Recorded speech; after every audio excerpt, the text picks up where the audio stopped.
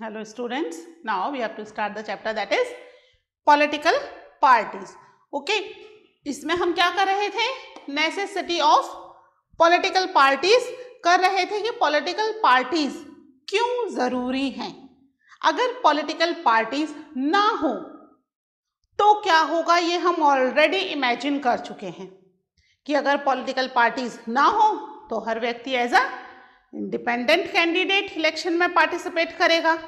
अब क्योंकि वो इंडिपेंडेंट कैंडिडेट पार्टिसिपेट कर रहा है तो वो कोई भी प्रॉमिस लोगों से करने से हिचकिचाएगा, डरेगा, क्योंकि जो प्रॉमिस किए वो पूरे होते हैं नहीं होते हैं, डिपेंड करता है भी दूसरे कैंडिडेट कैसे आते हैं. ठीक है, इसके अलावा एक कंडीशन बनी रहेगी अनसर्टेनिटी की, है ना. अनसर्टेन कंडीशन कंटिन्यू बनी रहेगी. किसको क्या काम करना है, करवाएगा कौन, है ना. रिस्पॉन्सिबिलिटी लेने वाला कोई नहीं होगा क्योंकि सब इंडिपेंडेंट है, तो कोई भी रिस्पॉन्सिबल नहीं है to run the government properly.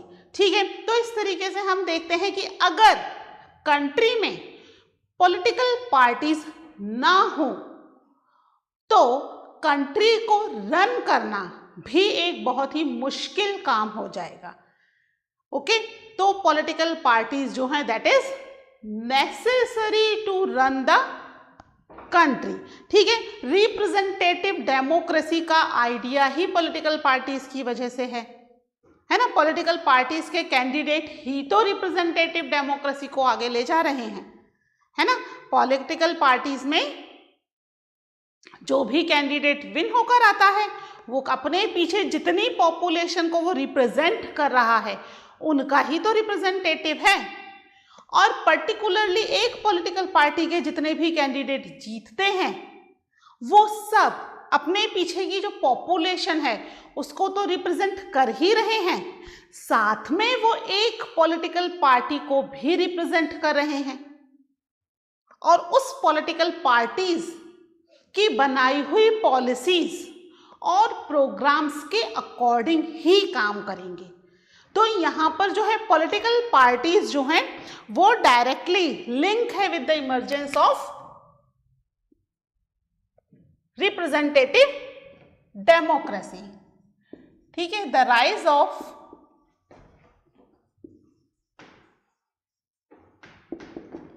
Political parties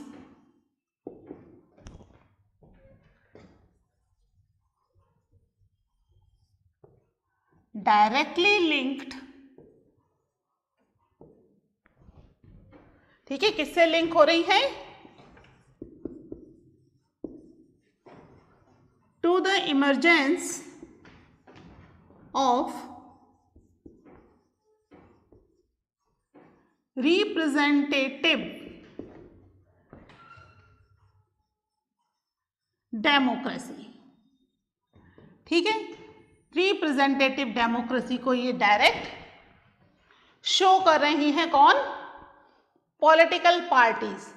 ठीक है, अगर रिप्रेजेंटेटिव डेमोक्रेसी नहीं होगी तो ये पॉलिटिकल पार्टीज जो हैं किसको रिप्रेजेंट करेंगी?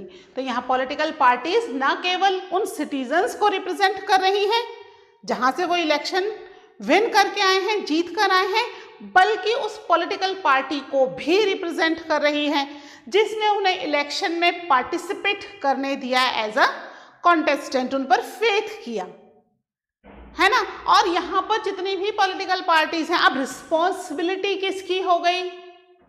उस पॉलिटिकल पार्टी की जिसके रिप्रेजेंटेटिव विन करके आए हैं, है ना. रिस्पॉन्सिबिलिटी हो गई. अदरवाइज हम देख रहे थे विदाउट पॉलिटिकल पार्टीज रिस्पॉन्सिबिलिटी किसकी थी? किसी की नहीं, हर कैंडिडेट इंडिपेंडेंट है. अगर यहाँ पर कोई भी रिप्रेजेंटेटिव कुछ भी ऐसा करता है जो सही नहीं है तो पॉलिटिकल पार्टी उसकी रिस्पॉन्सिबिलिटी लेती है ना. जो भी सही तरीका होगा उसको सही करने का या जो भी काम करना है पॉलिटिकल पार्टीज उस पर एक्शन लेंगी. ठीक है, तो इस तरीके से जो हमारी सोसाइटी है it's a very large and complex society, है ना. इन बेसिकली इंडिया की तो हम कह ही सकते हैं इतनी ज्यादा डाइवर्सिटी है. बिकॉज ऑफ दिस डाइवर्सिटी अलग अलग तरह के कैंडिडेट आएंगे, हो सकता है कुछ लोगों को तो यहाँ पर अपनी कम्युनिटी को रिप्रेजेंट करने का मौका भी ना मिले। रिप्रेजेंटेटिव डेमोक्रेसी है ना, आपको पता है ना कि पॉलिटिकल पार्टीज क्या करती हैं, हर एक सेक्शन में से कुछ कुछ व्यक्तियों को एज ए रिप्रेजेंटेटिव अपॉइंट करती हैं, है ना। तो लेकिन अगर क्योंकि इंडिपेंडेंट कैंडिडेट्स हैं तो इंडिपेंडेंट कैंडिडेट्स होने की वजह से क्या हो जाएंगे, सब अपने अपने सेक्शन को रिप्रेजेंट करेंगे। कौन देखेगा कि कोई सा सेक्शन छूट तो नहीं गया, है ना, उसको रिप्रेजेंट करने वाला कैंडिडेट है भी या नहीं है, वो चीज कौन देखेगा।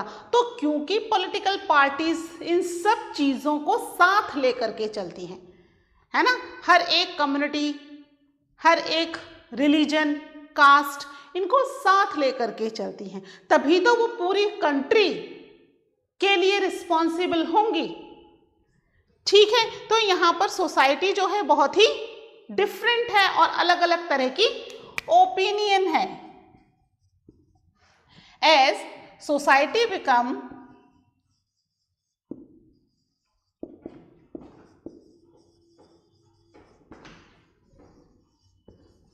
more large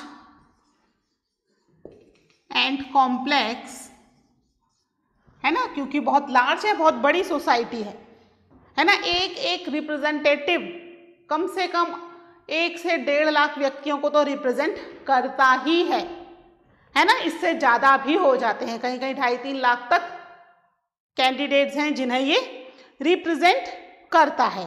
तो इसलिए इस लार्ज और कॉम्प्लेक्स सोसाइटी को दे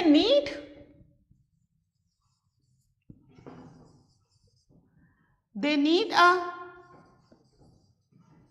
एजेंट्स, ठीक है, दे नीड द एजेंट्स, ठीक है, जो क्या कर सके, टू रिप्रेजेंट देयर ओपिनियन, है ना, रिप्रेजेंटेटिव है ना, तो वो उनकी ओपिनियन को रिप्रेजेंट करेंगे, to represent their opinion and views before the government. हमने फंक्शंस पढ़े थे ना पॉलिटिकल पार्टी के, क्या थे फंक्शंस, कि वो पब्लिक ओपिनियन को शेप करती हैं, दे शेप द पब्लिक ओपिनियन, है ना, वो पब्लिक ओपिनियन को शेप कर रही है या पब्लिक ओपिनियन और व्यूज को गवर्नमेंट के सामने भी रखने का काम कर रही है। ऑपोजिशन पार्टी है ना, या फिर रूलिंग पार्टी है, दोनों ही रिप्रेजेंटेटिव हैं of the large and complex society. तो now this large and complex society they need the agents जो उनकी बात को गवर्नमेंट के आगे रख सके। कौन रखेगा इसको, अगर सारे इंडिपेंडेंट कैंडिडेट हैं, है ना, तो यहाँ पर पॉलिटिकल पार्टीज रिस्पॉन्सिबिलिटी लेती हैं, वो जो उनके एजेंडास होते हैं या उनका मैनिफेस्टो होता है उसमें वो देते हैं कि भाई हम ये इशू पर काम करेंगे, और फिर लोग उन्हें इलेक्शन में वोट देते हैं, means they are the agents of the people, citizen of the country, those who represent their views in front of the government, कि गवर्नमेंट को बताएंगे कि you have to do the work on these issues। ठीक है, तो यहाँ पर जो वेरियस अलग अलग जगहों से रिप्रेजेंटेटिव हैं उन सबको एक साथ लाया जाता है and then they form the government. एक मशीनरी है जो कंटिन्यू वर्क कर रही है for the welfare of the country, है ना केवल गवर्नमेंट को ये रिप्रेजेंट कर रहे हैं बल्कि गवर्नमेंट के आगे लोगों के व्यूज को भी रिप्रेजेंट कर रहे हैं। That's why the political parties are very very necessary. अगर ये नहीं होंगी तब फिर प्रॉब्लम है कि भाई कंट्री में कौन व्यूज को रिप्रेजेंट करेगा। ठीक है, ये न केवल व्यूज रिप्रेजेंट कर रहे हैं, अलग अलग रिप्रेजेंटेटिव को एक साथ भी ला रहे हैं। ओके, एक साथ ला करके दे फॉर्म द गवर्नमेंट और जो पॉलिसीज प्रोग्राम्स हैं उनको इम्प्लीमेंट कर पाएंगे। ठीक है, तो आप इसकी नेसेसिटी नोट डाउन कर लीजिए, इसके बाद हम नेक्स्ट टॉपिक देखते हैं।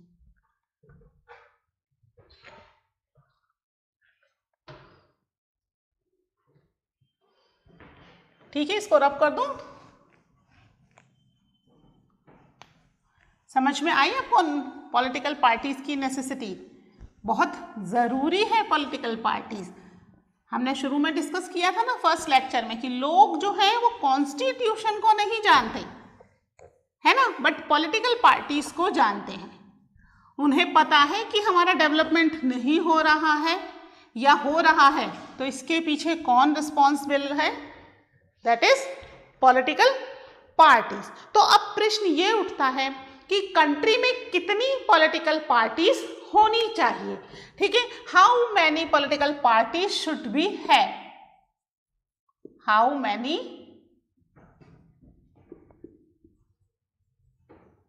पार्टीज शुड बी है ना, हमारी कितनी पॉलिटिकल पार्टीज होनी चाहिए, 1, 2, 8, 10 कितनी हो। तो अब इसका कोई क्राइटेरिया नहीं है, क्योंकि in a democracy every citizen is free to form their own political parties. हर व्यक्ति फ्री है, मैं चाहूं तो मैं अपनी एक पॉलिटिकल पार्टीज फॉर्म कर सकती हूं। ठीक है, जो भी मेरे से सहमत हो या मेरे जो भी पॉलिसी प्रोग्राम है या जो मेरा एजेंडा है अगेंस्ट द गवर्नमेंट और इन सपोर्ट ऑफ द गवर्नमेंट, उनको जो जो सपोर्ट कर सकता है उन सब को लेकर के मैं अपनी एक पॉलिटिकल पार्टी भी बना सकती हूँ, क्योंकि ये क्या है, इट्स ए डेमोक्रेसी है ना। डेमोक्रेसी में ही ऐसा होता है, you can raise your voice, आप आवाज उठा सकते हो, ना केवल आप अपनी वॉइस रेज कर सकते हो, इनफैक्ट उस वॉइस को गवर्नमेंट को सुनाने के लिए you can form the pressure है ना, you can form your own political party. ठीक है, आम आदमी पार्टी तो आपके सामने का ही अच्छा खासा एक एग्जाम्पल है ना, तेजी से कितनी तेजी से वो बढ़ती चली जा रही है। ओके, तो डेमोक्रेसी एक ऐसी फॉर्म ऑफ गवर्नमेंट है जहां पर हर व्यक्ति को राइट है जो अपनी पॉलिटिकल पार्टीज बना सकता है। इन अ डेमोक्रेसी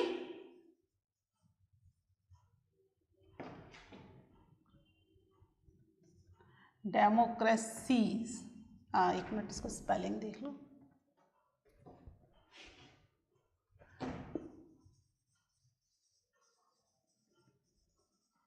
ठीक है, इन a democracy,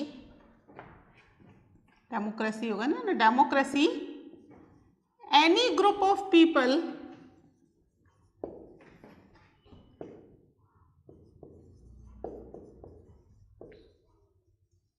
come together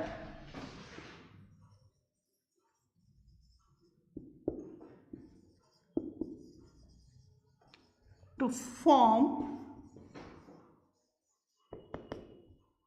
a political party. ठीक है, एनी ग्रुप ऑफ पीपल, या फिर हम कह सकते हैं उस कंट्री के सिटीजन्स। ठीक है, उस कंट्री के सिटीजन्स ही बना सकते हैं, हर कोई नहीं बना सकता। If I am not the citizen of the country I can not form the political party, है ना। तो एनी ग्रुप ऑफ पीपल, या ग्रुप ऑफ पीपल की जगह आप सिटीजन भी लिख लीजिएगा, एनी ग्रुप ऑफ सिटीजन। ठीक है, they came together and they can form a political party only in the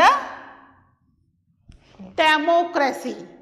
ठीक है, कितनी पॉलिटिकल पार्टीज फॉर्म की जा सकती हैं, इसका कोई क्राइटेरिया नहीं है। एक पॉलिटिकल पार्टी भी हो सकती है 2, 4, 10, 20, 50। हमारे यहाँ पर कंट्री में क्या है, हमारी कंट्री में more than 750 parties are there in country. ठीक है, हमारी कंट्री में 750, पुराना डाटा हो गया, लगभग 1000 के आसपास हो गई हैं अब तो। ठीक है, इतनी सारी पॉलिटिकल पार्टीज कंट्री में प्रेजेंट है, मोर देन, है ना, इतनी सारी। आपको तो नाम भी, आप सोच रहे होंगे 750 है तो कितनों के नाम याद है, हमें तो गिनती के नाम याद है। गिनती के नाम हमें क्यों याद है, क्योंकि वो हमारे आसपास या हमारे स्टेट में है या नेशनल लेवल पर काम कर रही हैं, हमें उन पॉलिटिकल पार्टीज के नाम याद हैं। अब पंजाब हरियाणा में या तमिलनाडु कर्नाटका में कौन सी पॉलिटिकल पार्टी वर्क कर रही है, हमें क्या पता भाई, है ना। इतनी बड़ी हमारी कंट्री है, इतनी बड़ी कंट्री में इतने सारे स्टेट्स हैं, हर स्टेट में 4 से 5, 6 पॉलिटिकल पार्टीज तो मेजर हैं, फिर छोटी मोटी पॉलिटिकल पार्टीज अलग। तो कुल मिला के कंट्री में more than 750 political parties presently work कर रही हैं। ठीक है, तो यहां कोई क्राइटेरिया नहीं है कि कितनी पॉलिटिकल पार्टीज होनी चाहिए, कितनी नहीं। बेसिकली अगर हम टोटल वर्ल्ड में जितनी भी तरह की पॉलिटिकल पार्टीज हैं उन सबको काउंट करें तो 3 तरह की पार्टी सिस्टम है यहाँ पे। ठीक है, क्या है यहाँ पर, there are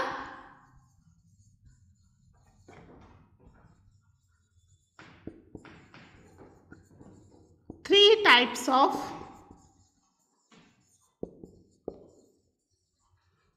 party system in the world. हम पूरे वर्ल्ड की बात कर रहे हैं, ठीक है, जिसमें फर्स्ट वाला कौन सा है, that is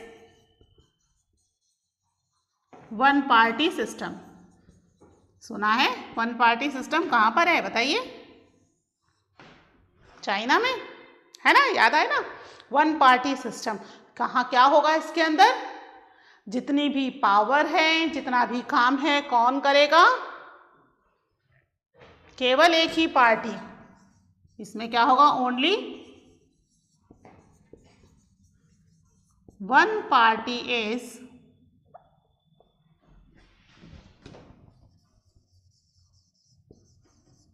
allowed to form the government in the country। ठीक है, उस कंट्री के लिए, सब कंट्री के लिए नहीं है ये। जिस कंट्री में वन पार्टी सिस्टम है वहां केवल एक ही पार्टी को अलाउ होगा to form the government. Example लिख लीजिए इसका, क्या है एग्जाम्पल, है चाइना, जहां पर कौन सी है, communist party, national communist party है। That is the only party in the China which can form the government. ठीक है, उसकी और सबऑर्डिनेट पार्टीज हैं। तो सबऑर्डिनेट वर्ड से आप समझ गए होंगे, सबऑर्डिनेट है मतलब they will work under the Chinese Communist party, उसके अंडर में काम करेगी, उसका अपना कोई इंडिपेंडेंट रोल नहीं है ना, उसकी कोई अपनी इंडिपेंडेंट आइडेंटिटी नहीं है। They have to work under the Chinese Communist Party. तो यहाँ चाइना के अंदर केवल वन पार्टी सिस्टम है। ठीक है, इसको नोट डाउन कर लीजिए, फिर बाकी की बची हुई 2 टाइप्स ऑफ पार्टी सिस्टम भी हम डिस्कस करते हैं।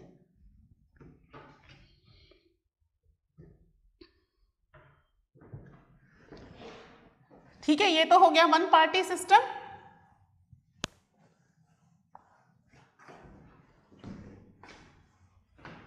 फिर है 2 पार्टी सिस्टम। थोड़ा सोचो कहाँ है 2 पार्टी सिस्टम, याद है कहीं पर? अभी रिसेंटली बहुत न्यूज़ चल रही है, इलेक्शंस हो रहे हैं not only in our country,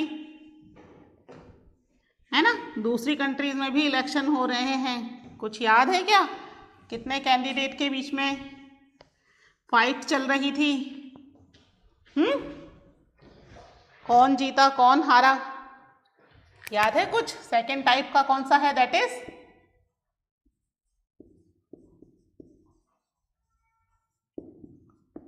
to party system.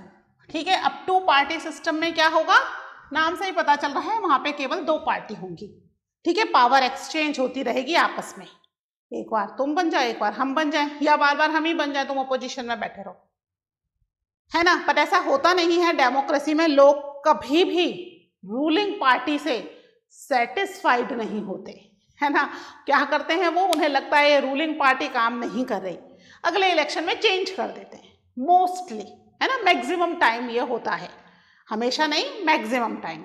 ठीक है, तो यहां पर क्या होता है 2 पार्टी सिस्टम में, ठीक है, पावर जो है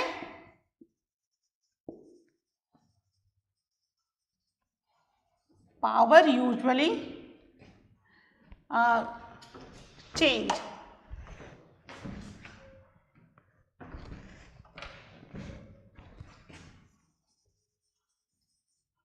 चेंज बिटवीन कितनी पार्टीज में, बिटवीन टू पॉलिटिकल पार्टीज।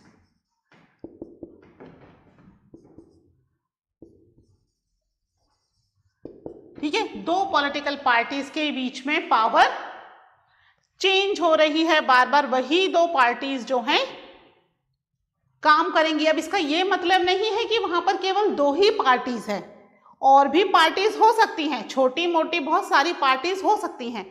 हमने देखा ना, in a democracy any group of citizens they can form the political party. तो पॉलिटिकल पार्टी कोई भी फॉर्म कर सकता है। तो इसका मतलब ये हुआ कि पार्टीज तो हैं, बट जो सीरियसनेस है पावर में आने की, वो किसके पास है? केवल दो ही मेजर पार्टी दो हैं। ठीक है, जो छोटी मोटी पार्टीज हैं वो काम तो करेंगी कंट्री में, बट पावर में नहीं आ पाएंगी, क्योंकि वो कभी मेजॉरिटी प्रूव नहीं कर पाएंगी। They have to work under these two major parties. तो टू पार्टी सिस्टम में पावर यूजुअली चेंज होती है बिटवीन टू पॉलिटिकल पार्टी। केवल दो ही पार्टीज हैं जिनके बीच में पावर का एक्सचेंज होता रहता है। बताइए, अभी कौन सी कंट्री में इलेक्शन हुए हैं? दो कैंडिडेट्स थे, एक जीते एक हारे। तो एग्जाम्पल भी लिख लेंगे, हमें पता चल जाएगा एग्जाम्पल। हमें एग्जाम्पल भी तो लिखना है, कौन सी कंट्री है इसका एग्जाम्पल? यूएसए में हुए ना अभी, हाँ, Joe Biden and Donald Trump, दो ही कैंडिडेट के बीच में फाइट हो रही थी ना, तो दोनों अपनी अपनी पार्टीज को रिप्रेजेंट कर रहे थे, है ना। यूएसए में है, इसके अलावा यूके में भी है ना। यूएसए और यूके दोनों जगह ही टू पार्टी सिस्टम है। और भी कंट्रीज हैं, हम एग्जाम्पल लिख लेते हैं। यूएसए एंड यूके, दो कंट्रीज में टू पार्टी सिस्टम है। मेजर पावर की शेयरिंग हो रही है बिटवीन द टू पार्टीज। अब लास्ट कौन सा पार्टी सिस्टम है? That is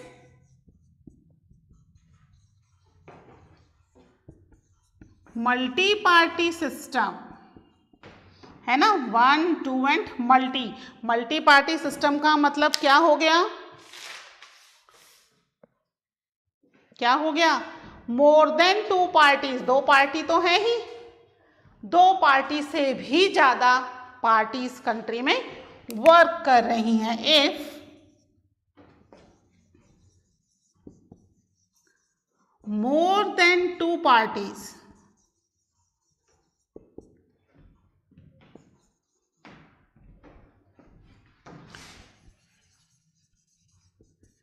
can form the government